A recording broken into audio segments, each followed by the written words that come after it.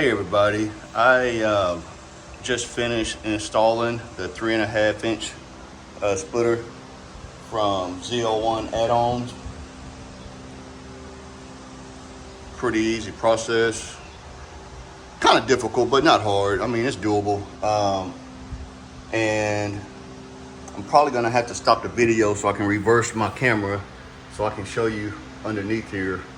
But like the way it looked, I am gonna put the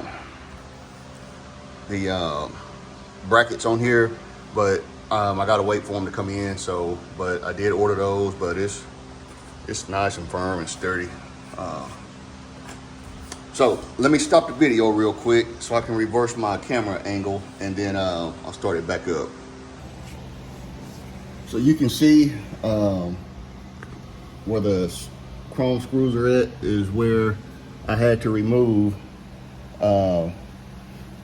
these little push pins, and then I didn't have to remove any of this stuff to get these screws in there. Thankfully, I got long fingers, so I just removed these little rubber pieces in these squares, and I already put some of them back in, but these little rubber pieces will pull right on out of there. Let's see if I can show you real quick. They pull right on out of there, and I'll just wait until I get done and stick it back in there. And I was able to just use my fingers and hold the bolt down while I got the screw started on all of them. So it took me about 30 minutes to get it done.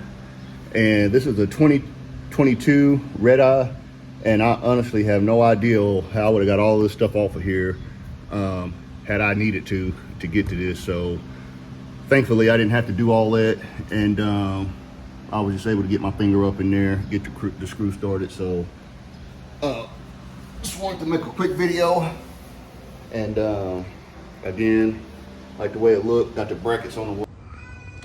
So I also added the splitter rod to my front splitter, which was pretty easy.